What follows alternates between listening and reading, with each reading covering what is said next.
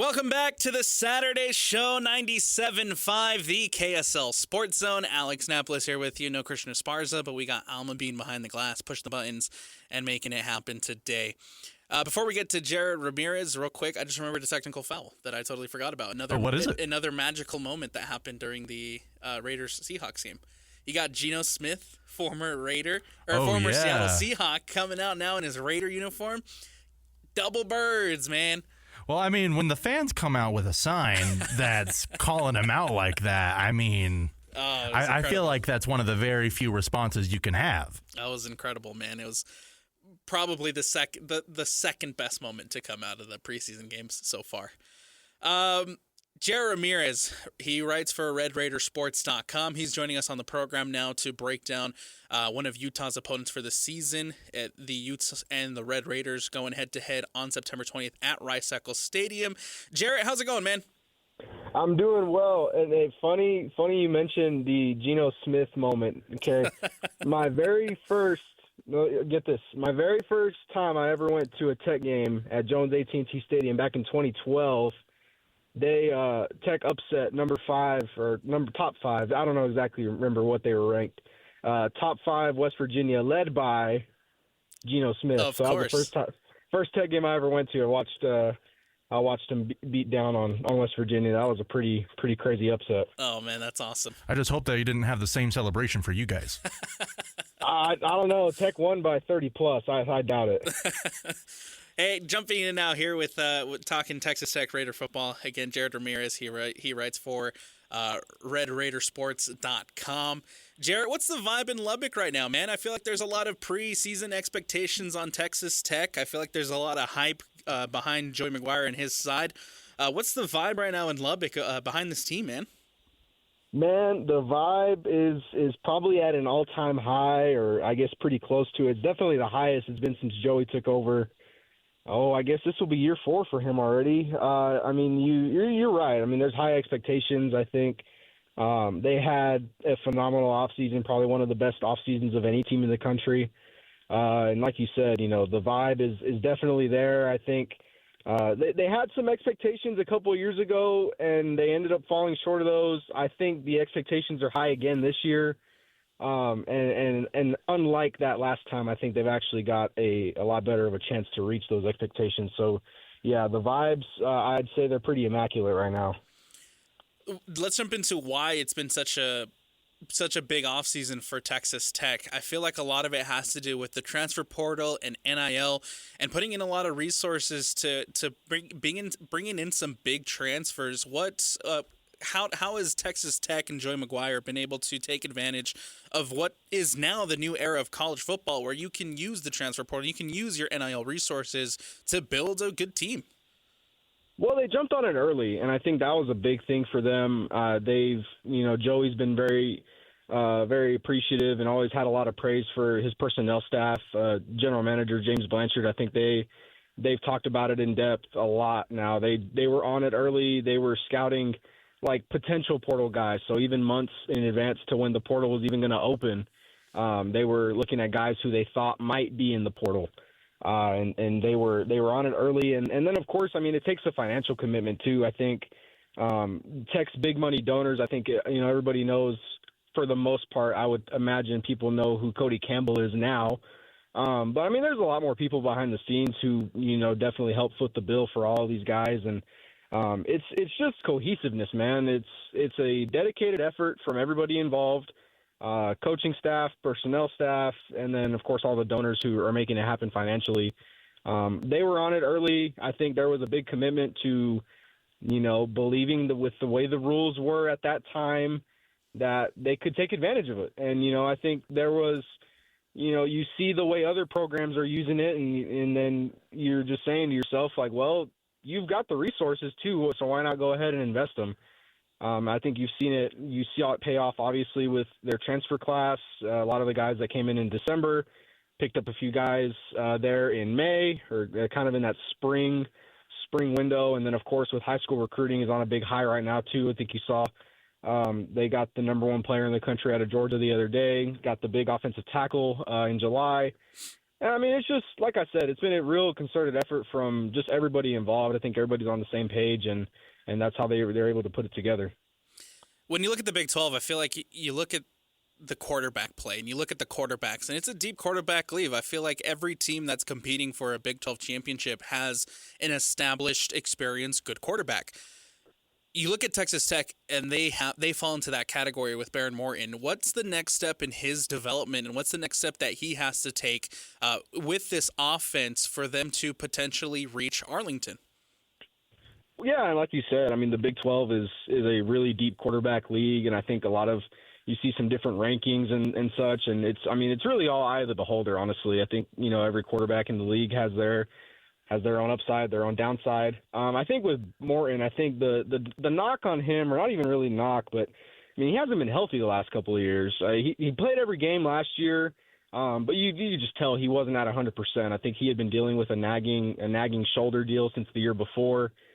He told me at Big 12 Media Day it was a grade 5 AC sprain. I mean, he had been dealing with that for 18 months, however long. And he finally had surgery on it. I think he elected to not have surgery on it after the 23 season. After this past year, he ended up getting it fixed. He sat out the whole spring. And so for him, I think the biggest thing has just been, trying to, make sure his shoulder's right, going through all the rehab, kind of working back into the game. I mean, he's been throwing since, I think, May. So, I mean, he's been throwing for a good bit now. And then the big wrinkle for him, too, this year, I mean, it's a brand-new offense that they're bringing in the old Texas State offensive coordinator, Mac Leftwich. I think they want to be more explosive. They want to be more vertical. They've got some deep threats that can help do that. But, learning a new offense as a fifth-year quarterback is probably not something Baron Morton expected. But if there's anybody you would want to try and pick up a new offense, it'd probably be a veteran guy like that. So, yeah, those two things for him. I mean, his shoulder is as far as what we've heard and what's been said. I mean, his shoulder's probably feeling better than it ever has, and then of course he's learning the new offense as well. To go along with that, you do have offensive coordinator for last season, Zach Kittley, who was named the new head coach at Florida Atlantic. Mac Leftwich comes in now as the new offensive coordinator for Texas Tech. What can you anticipate, or what can we anticipate from this offense now under Mac Leftwich? Yeah, like I said, I think they want to be a bit more explosive down the field. I think that was something that was a bit lacking with Kittley's offenses. They just weren't able to really extend the field or push the ball downfield, and it was a multitude of factors. I think Morton's shoulder was part of it. Offensive line not being as good in pass protection as they wanted to be. I think that really kind of hindered what Kittley wanted to do downfield. So I think with Leftwich, there's the idea that this offensive line will be improved, and Morton will be healthy. They'll be able to push the ball downfield. But I also think Leftwich is putting some sort of emphasis on wanting to be explosive on the ground. I think that was something that Kittley did really well these last couple of years as far as adapting to having Taj Brooks back there, who's Tech's all-time leading rusher. Right. That was something Kittley adapted to very well. Now I think with Brooks gone, they went out and got the USC transfer running back Quentin Joyner. They've got a couple of true sophomores behind him. I think all three of them will play a role on the ground game. So I think you'll see with him more a bit of like a run and shoot kind of offense, but I do think they'll want to push the ball downfield and be explosive. Also, you look at the defensive side of the ball, and there were some changes there at coordinator as well. I believe the former coordinator was let go for having finishing the regular season with one of the worst pass defenses in the Big 12 and probably one of the worst pass defenses at the FBS level. Now you have Coach Woods Jr. who comes in as the new defensive coordinator, plus a lot of big transfers coming in to help boost and improve that defense.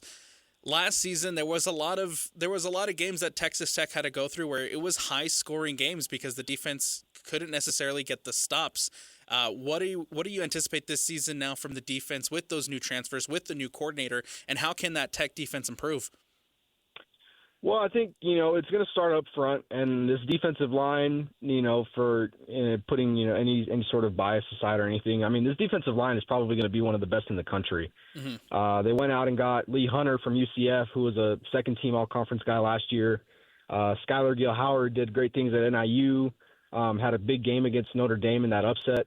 Then they went out and got Romello Height, who's super experienced out of Georgia Tech. And, I mean, that's what they got in December. And so even then, you're already looking at a big overhaul there on the line. Then you go in March, Andrew Luck comes in at Stanford, fires their head coach. David Bailey hits the portal. He's thought to maybe be second round, maybe even potentially be a first-round guy in the draft next year. And you go and add that to this defensive line already. So up front, those 4 guys are going to be huge. That's going to be, I think, where it starts and ends for these guys. They went and overhauled the secondary. They've got, it was like 4 or 5 different transfers. They got Cole Wisniewski from North Dakota State, who didn't play last year, but the year before that he was an FCS All-American. And then Bryce Pollock out of Mississippi State will probably play one of the corner spots. And he's being looked at pretty favorably among NFL scouts from what we've heard. But yeah, like I said, it's going to be in that defensive line. That's going to be what makes the biggest difference, I think, for this defense. Yeah, the pass defense was terrible last year, but they weren't really good up front either. And so you go ahead and you kind of overhaul both different ends of the spectrum for that. And I think they're expecting a really big turnaround defensively. I agree with you 100%. I think a lot of the success in college football starts in the trenches, and so good on Texas Tech for putting emphasis in the trenches. Now you look at their schedule, and one of the things that stood out to me when the schedule first came out and was first released is Texas Tech avoids BYU. They don't have a game against BYU this season. Is that a good thing or a bad thing? What's the feeling for you guys over there in Lubbock to avoid BYU this season? I think they do have BYU on the schedule. I think that one's in Lubbock. Oh, that's right. Yeah, that one is in Lubbock. They went there a couple years ago. And so you get BYU in Lubbock, and you get them at home. BYU in Lubbock, yes. I was at that game actually a couple years ago when they played BYU in Utah, and that one was it was a long night for Tech. Yeah. Well, what's the thoughts then, I guess, on taking on this BYU team that right now hasn't sorted at quarterback? I think that's the thing is you don't really know kind of now what it's going to look like for those guys. I think before, if you're expecting Retzloff to be with that team, welcoming BYU in, I think you're expecting for it to be a good game. I think Patrick Mahomes has made comments saying that he might even be at that game because I think that one falls on the Chiefs bye week. And so like BYU, I know they already released like their whole like the uniform. That's right. Complex. Yeah, they did. There's a rumor going around. I don't know how true this is, but there's a rumor that Tech is going to do. This is the 100th season of Tech football. There's a rumor that they're going to do some sort of special uniform for that game. Okay. I think Baron Morton might have said something about that at Big 12 Media Day. So I think there was a lot of focus on that game. That was probably going to be the biggest home game of the schedule. Now with Retzloff not being with BYU anymore, I don't know how that. I don't think that would affect that game very, very positively. I'm a big sucker for good uniform matches, so I'm excited to see what Tech puts out there for that game. If what Morton says, comes to fruition. But now looking at the Utah side of things, Texas Tech comes to Rice Eccles on September 20th. It's the first conference game for Utah. How big is this game for Tech? How big is this game for, I guess, both sides, right? The Utah disappointing last season, went 5-7 in their first season as a team in the Big 12. Obviously, high expectations for both teams, potentially contenders. Both teams potentially can get to Arlington. How big is this game at Rice Eccles on September 20th? It's huge, man, especially for Tech. I can't comment too much on like the Utah side, but I mean, with Tech, their non-conference schedule is just so lackluster that you're not really going to get a true test for this team until they go up to Utah. They're that fourth week of the season. And I made all these comments about Tech's defensive line, and right from the get-go in conference, they're going to play probably the best offensive line that they're going to see all season.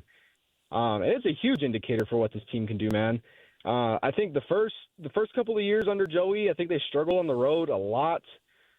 They just could not get over the hump in road games.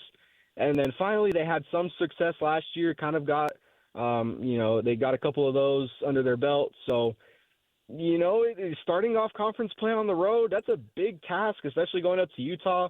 Like you said, it was a rough season for them last year, but I think they're expected to, especially with a guy, Whittingham, right? Yep. Guy, it's one of the longest tenured coaches in FBS. They're not going to stay bad for long. You know what I mean? So I think that's a huge game for both sides. That's kind of the vibe that I think a lot of people here in the state of Utah also feel in regards to that Utah team is with Kyle Whittingham. This isn't a team that's going to stay down for too long. And so I think everybody has that game against Texas Tech at Rice Eccles circled as the big indicator to see what Utah will be able to do this season. As far as the state of the Big 12 goes, like I said, there's probably a good 6 or 8 teams, maybe even 9, that can really have a chance at competing for that Big 12 championship and making it to that Big 12 championship game. Is that a good thing for the Big 12? Is parity for the Big 12 a good thing? Or does someone need to emerge, maybe a Utah, maybe a Texas Tech, maybe a BYU? Does somebody need to emerge as the star program in this conference? Man, I think it needs to be a little bit of both. I think the Big 12 is, I'd say, so far behind the 8 ball at this point, where like the SEC and the Big 10 look at themselves as so far superior to the other conferences. I think it's unless somebody goes in and takes down one of those teams in the playoff, right? And that's where you would maybe want, one or two teams to really stand out. But if the Big 12 is going to cling on to one thing, which they did last year, and I would fully expect them to do it again this year, it would be that parity. I mean, it was pandemonium last year. It was chaos every week. You're seeing it really was. BYU go, undefeated for so long, and then they ended up, kind of falling off. And yeah, man. And then you're seeing like Iowa State was undefeated. Tech goes into Jack Trice Stadium, beats those guys up there in Iowa. I mean, it was a crazy season last year in the Big 12, and that's what they were able to cling on. Arizona State comes out of nowhere. They were picked dead last in the league, and then they go and win it, and they give Texas a run for their money in the playoff. And I just wonder, how different would perception be now if Arizona State would have beaten Texas in the playoff? Maybe if we see a Big 12 team go into the playoff and make some noise, maybe then they'll start to get some of that street cred back. But I feel like for now, if the Big 12 is going to cling on to one thing, it's going to have to be that parity. It's going to have to be these exciting matchups every week because you don't know what's going to happen in this conference. It's not predictable. It's chaos every week, like I was saying. I feel like that's what it's going to be for the foreseeable future unless somebody goes in and does some damage in the playoff. So you talked about history and 100 years of Red Raider football. So I want to dive into a little bit of history and their background with Utah schools. So with the University of Utah, it has been over 50 years since the Red Raiders have played the Utes, and Texas Tech owned Utah. Very first matchup, 45-2. Next one, 29-22. But both of those were in Lubbock.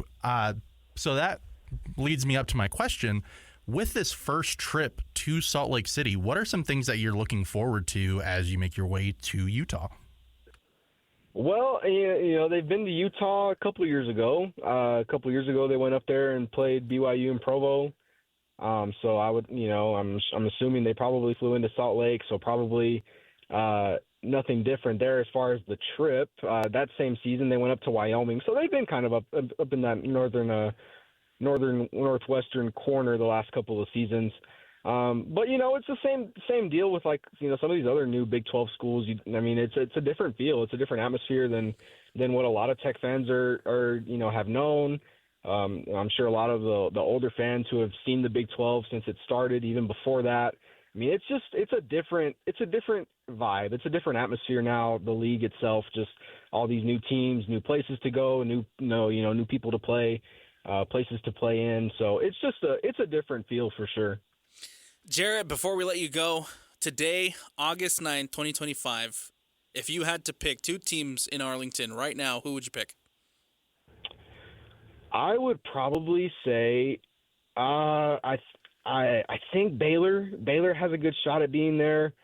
I would also say I think Tech has a really good shot. I know I cover the team. I don't want to sound biased or anything. I just don't think people are really grasping the magnitude of which they went and added to this roster. I think some people have, and you'll see that reflected. I think I've seen several media polls. I saw one person had Tech as high as 11. I saw another one have them as high as 12.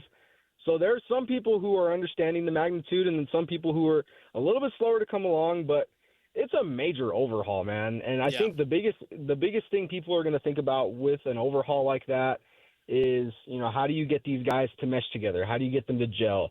And I think that's the thing that Joey has kind of at his advantage is, this is his 4th year, but he's established such a culture, and they've got guys who are coming back who are big figures on the team. And if there's somebody who I think can get these guys to gel together, it probably would be Joey. So I think those two, Tech, this is interesting too. This is the first time Tech isn't playing Baylor in like 50 or 60 years. It was one of the longest running rivalries in the conference and in the country. And so that's one of I guess that's a pick that I have to maybe see 2 teams in Arlington. There you go. That's Jarrett Ramirez. Again, he writes for RedRaidersports.com. Jarrett, thanks so much for taking the time to join us. Amazing breakdown on Texas Tech, and we're looking forward to the game on September 20th, man. Absolutely. Yeah, I appreciate y'all, and yeah, it'll be a lot of fun. That's Tech's first real test of the season, so we'll really see what that team is made of when they head up there to Utah. There you go, Jarrett Ramirez. Thanks again, Jarrett, for taking the time. We appreciate it. Thank you. All right. Jarrett Ramirez, again, he covers Texas Tech for RedRaidersports.com. Amazing insight there shared about the Texas Tech Red Raiders, and I think he has a point where I don't necessarily know if Texas Tech will be the team in Arlington, but the transfers that Texas Tech has brought in at the defensive side, plus a new coordinator, I think defense is something that really held them back last season. So it'll be interesting to see if with all this new additions, they're able to fix their defensive problems and see if Joey McGuire can finally get over that hump and make it to Arlington and see if this team can compete. And like Jarrett said, a lot of people are finally understanding what's going down in Lubbock. So the Big 12 is going to be a fun conference to watch. I'm so excited, man. We're, 3 Saturdays away from Utah BYU kicking off? Yep, we're right around the corner. You can almost smell it, the fresh cut grass, or I guess the fresh smell of rubber pellets, depending on where you're playing. It can't come soon enough, man. Week 0, 2 weeks away. A BYU-Utah kickoff there for first games on week 1, 3 Saturdays away. I'm looking forward to it, man. It's going to be fun. We'll take the break here. But when we come back, 5 minutes of, we'll dive into some more NFL talk, and we'll see what else we can sneak in the little amount of time that we have left. You are listening to the Saturday Show here on 97.5, the KSL Sports Zone. It's that time again. 5. 1, 2, 3, 4, 5 minutes. Only 5 minutes. Everybody got that? Oh, yeah. It's all coming together. Get on with it. Tick tock, tick tock, tick tock. Yes, get on with it. Get on with it, indeed. We're almost to the end. We have a couple minutes here left, so we'll hit 5 minutes of a lot left to talk about, not a lot of time left. And we'll start with the Utah Jazz, as Georges Niang returns to the Utah Jazz in a trade with the Boston Celtics. It looks like R.J. Lewis Jr. is heading to Boston in exchange for Georges Niang, the minivan, and 2 future second-round picks. Interesting move for the Jazz. I think with this one, and Bean, maybe you can agree that you get some experience, some veteran experience back in Georges Niang. And it'll be fun to have a former Jazz man return to the Utah Jazz. Yeah, having Georges Niang come back to the Utah Jazz, I don't anticipate him to be some big minutes type of guy. Like the Jazz, they have Kyle Anderson, they got Kevin Love. Those are going to be like your main veteran type of guys to help out this new young core, make sure that they can understand like these are the ups and downs of the season. And yes, the Jazz do have guys that have been here for quite a while, because now I believe the longest tenured Jazz player is Walker Kessler. Yes. So now that he's going into, year 4 now, he knows the ropes of the NBA, but Georges Niang and Kevin Love, Kyle Anderson, they all know what it's like to get to the playoffs and be a part of teams that know what success looks like. Even if that success may not come this season, these are guys that can help them shape routines a little bit better and, get their mindset more to a winning mentality rather than a individual improvement mentality, which seems to be how the Jazz have played over the last handful of years. So getting that back into the Delta Center after George Niang, last time he was in the Delta Center in a Jazz uniform, they were in the playoffs. So it'll be nice to see him back. And, I'm ready to see some more minivan merch. See some more minivan jerseys out there. Hey, if he's rocking 31 again, he'll be in that nice, sleek mountain jerseys. It's going to be very nice to see him again. There you go. RJ Lewis, short time, lived here with the Utah Jazz. He was unselected in the 2025 NBA draft, signed with the Jazz after the conclusion of the second round. And now he heads over to Boston. And so I hope that he's able to find some success with the Celtics, who I think the Celtics are in a weird spot where, you just had to offload Porzingis. You just had to offload Holiday and kind of have to rework your roster because Jason Tatum is out for the foreseeable future with that Achilles. And so hope that Lewis is able to find some type of home in Boston and can be well there.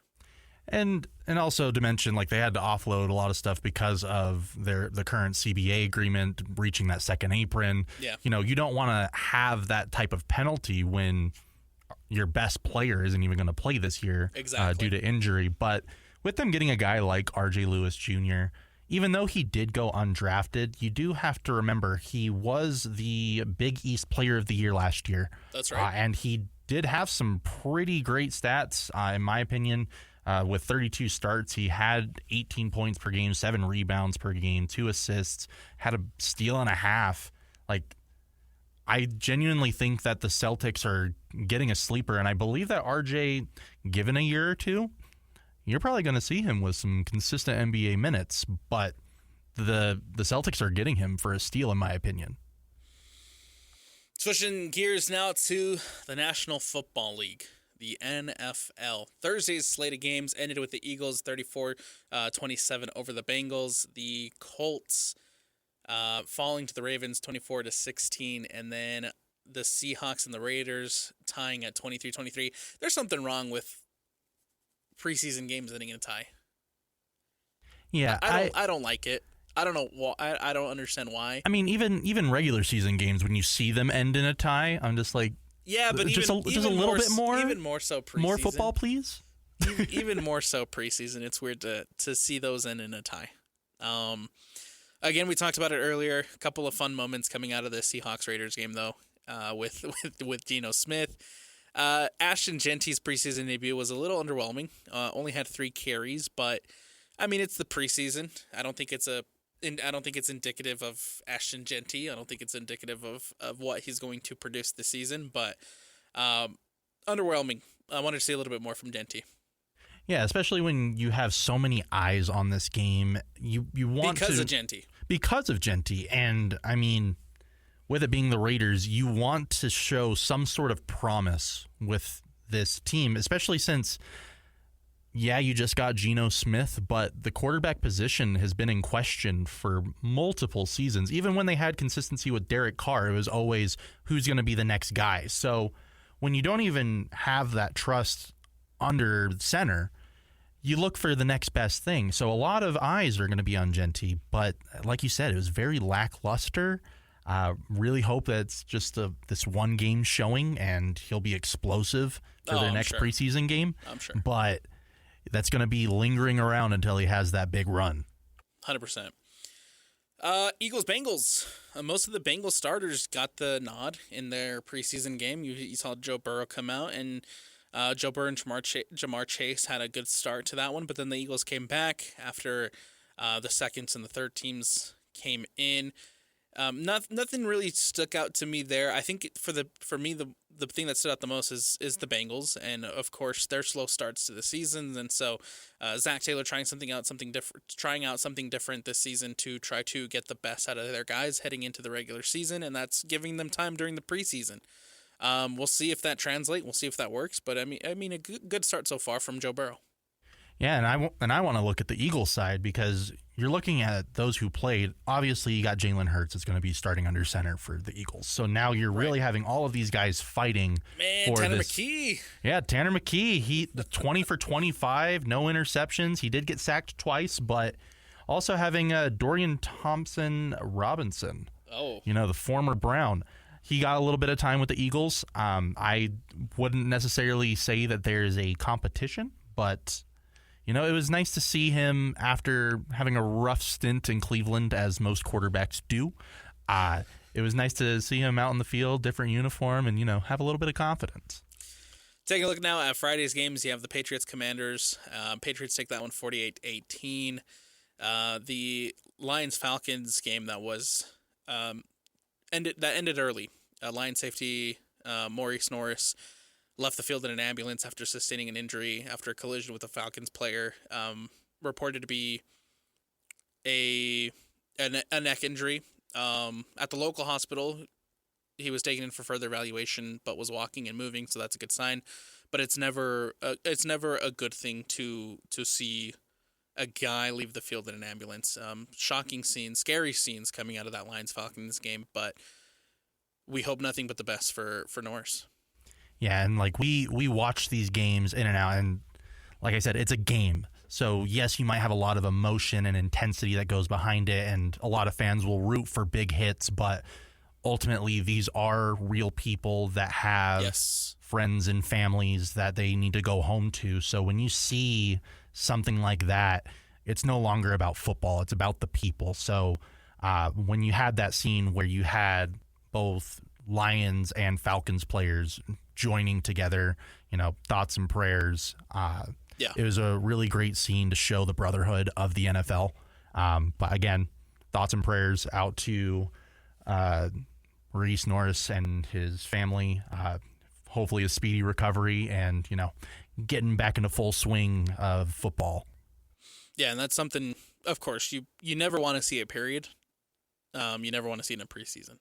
Scary start to the season. Especially when this could potentially be guys that are fighting for roster spots and instead they're fighting for their lives. Absolutely.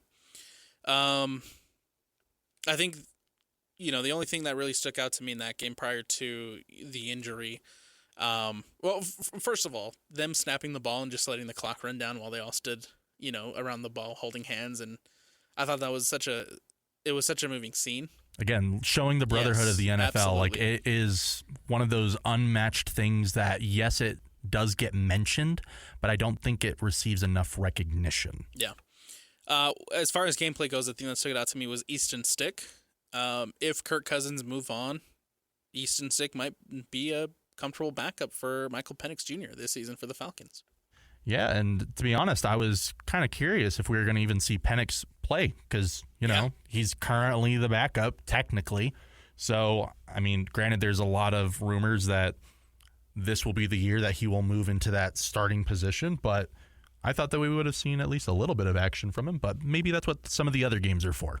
And then the one yesterday that I think got the most attention, the most eyes, was, of course, the Browns taking on the Panthers. The Browns take it 30-10. But why is everybody watching this one?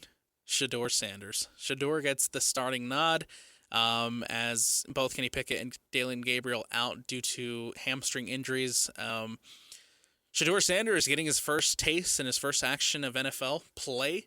And I loved watching the video surface. I think it was his first drive where we saw him do his Colorado move where he's just running around the pocket trying to evade defenders and then ends up just throwing it away. And you can't do that in the NFL anymore. I think it worked, for you in Colorado, but it's not going to work in the NFL. Someone's going to get to you. Someone's going to sack you, and it's going to be a big loss when it happens. See, it's a classic Russell Wilson move, and Russell Wilson has been in the league long enough for defenses to know how to handle that. But what's funny is I turned on the game, and that was the very first thing I saw. It was 4th and 1. Yeah. He's taking the snap. I was like, ooh, okay, they're already trying to push it on 4th down. Let's see what they do. And I saw that man run back for 20 yards. I was like, holy cow. But, that's where you see Sanders is a rookie. He is going to make rookie mistakes. But the second quarter, he looked great. He made some connections with Caden Davis. Yeah. And it looked really nice. Like, it was really good. And to be honest, in that first quarter, it looked like Carolina was going to run away with it. And now you have a final score of 30-10 Cleveland.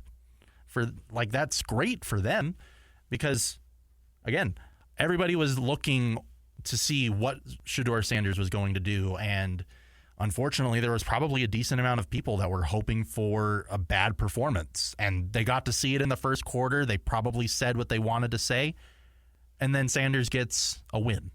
So on that note, good for him. But you also had Tyler Huntley come in just a tad bit, a little after. So, a little bit of a state of Utah action. That's right. And he went 6 for 8. So it was nice to see Snoop back out on the field, even got a touchdown in the process. So overall, good job, Shedeur. Really hope that you keep on doing more of that. Prove the haters wrong. Sanders ends with 14 to 23, 138 yards and 2 touchdowns. Like Bean mentioned, Huntley comes in 6 for 8, 1 touchdown, and the Browns take it over the Panthers. We'll be watching the Browns all off season long. I think their quarterback situation is intriguing. You have Flacco, you have Pickett, you have Gabriel, you have Sanders, you have Huntley. That's 5 guys in that room right now, not including, of course, Deshaun Watson, who's on the IR or on the PUP list, one of the two. And obviously, you can't go into the season with 5 quarterbacks on your roster. So we'll see what happens, man. Yeah, there's just going to be a lot of talk for Cleveland regardless, whether it's going to end up being trading their quarterbacks, cutting quarterbacks. But we're going to be talking about it regardless, whether it's the news you want to hear or not. It's good. It's always their quarterback. And CBS was reporting earlier this week that Dylan Gabriel had offers. There were people calling the Cleveland Browns for Dylan Gabriel, but the Browns rejected them all. Are the Browns going to run like a full Wildcat type of situation? Like everybody who's on the field outside of the offensive line is going to be a quarterback? Because that's the only reason why I could think to keep every single person there. If you want to keep Gabriel, that's fine. But if you keep Gabriel, you got to trade away somebody else. And I don't think they're going to trade away Kenny Pickett. Maybe they do. I don't think they're going to trade away Shedeur, but the obvious answer is to trade away Kenny Pickett for me. And Super Bowl champ Kenny Pickett, I guess. Second quarter action now, kicking between the Bills and the Giants. Giants up 10-0. Jackson Dart is in the game. Utah local, Corner Canyon. 91 yards, 1 touchdown. There we go. A little bit of hometown spirit making its way into the NFL. Giants fans, you're welcome. Super excited again for Jackson Dart, man. I'm hoping that he's able to find some success with the Giants. And off to a good start. 6 for 8, 91 yards, 1 touchdown after replacing Russell Wilson, who went 6 for 7 with 28 yards through the first quarter. 10 minutes left to go in the second, 10-0. The Giants over the Bills. Later today, we have some more preseason action. You have the Texans and the Vikings coming up later at 2 o'clock. Rams taking on the Cowboys at 5 o'clock. Also at 5, Steelers and Jaguars. 5:30 kickoff between the Titans and the Buccaneers. 6 p.m. kickoff between the Jets and the Packers. 6 p.m. kickoff as well for the Chiefs and the Cardinals. And then finally, you wrap up with a 6:30 p.m. kickoff for Broncos and the 49ers. A couple games tomorrow as well to keep an eye on. 11 a.m. tomorrow, Dolphins taking on the Bears. And at 2 p.m., the Saints taking on the Chargers. Again, that's Sunday action for you.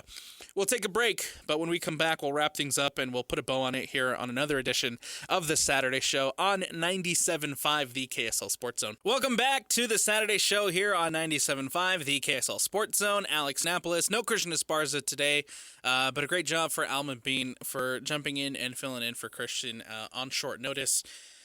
Tonight, the Bees taking on the Las Vegas Aces. That one will first pitch at 7 p.m. here on both 97.5 and 1280, so you can catch that tonight. Tomorrow, the Bees also taking on Las Vegas at noon. Those will be on both signals, and then immediately following the conclusion of that, Real Salt Lake on the road taking on the New York Red Bulls after being eliminated from Leagues Cup. And again, those will be on both signals on 97.5 and 1280. That is your action for the weekend here on the station. Again, Bean, great job today. Thanks for filling in on short notice. And thanks for hanging out on a Saturday, man.